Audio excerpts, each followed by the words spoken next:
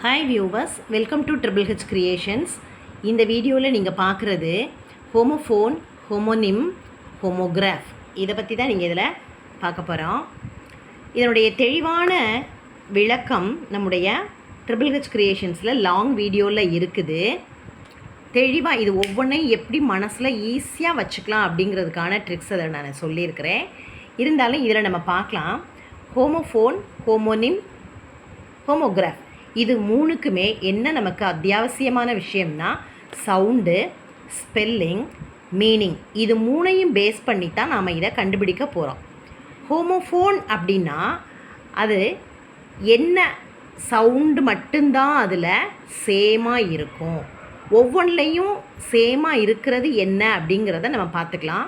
Phone அப்படின்னா sound, அதனால் sound மட்டும் இதில் சேமாக இருக்கும். விட்டு போன ரெண்டு என்னென்னா ஸ்பெல்லிங் அண்ட் மீனிங், அது இதில் வேறு மாதிரி இருக்கும்.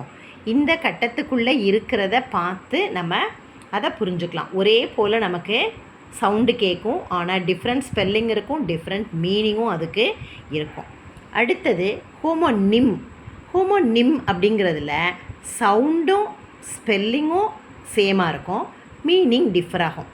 அதுக்கு இங்கே இருக்கிற எக்ஸாம்பிள் வேர்ட்ஸை பார்த்தா தெரியும். Right, park, bank, bat, well, watch, lie. இதெல்லாம் உச்சரிக்கும் போது ஒரே மாதிரி ப்ரொனன்சியேஷன் தெரியுது, ஆனால் அதனுடைய மீனிங் வேறு.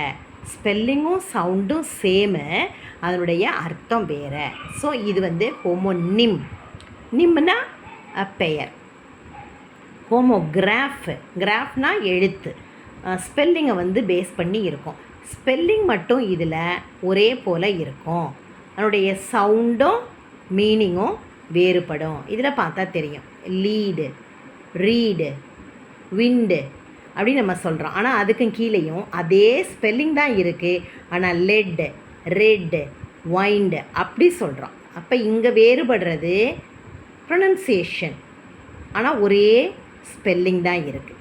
சரிங்களா? அதனால் இதை கிராஃப் அப்படின்னு நம்ம சொல்கிறோம். ஹோமோகிராஃப் அப்படின்னா எழுத்தை நினைவில் வச்சுக்கணும். எழுத்து சேமாக இருக்கும், சவுண்டும் மீனிங்கும் வேறுபடும் அப்படிங்கிறத நம்ம இதில் நல்லா மனசில் வச்சுக்கலாம். இதையே நம்மளுடைய வீடியோவில் நான் தெளிவாக எப்படி இதை நம்ம மனசில் வச்சுக்கலாம் அப்படிங்கிற மெத்தட் நான் அதில் சொல்லியிருக்கிறேன்.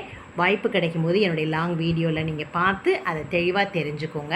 மீண்டும் இதே போல் அடுத்து ஒரு வீடியோவில் உங்களை சந்திக்கிறேன். நன்றி.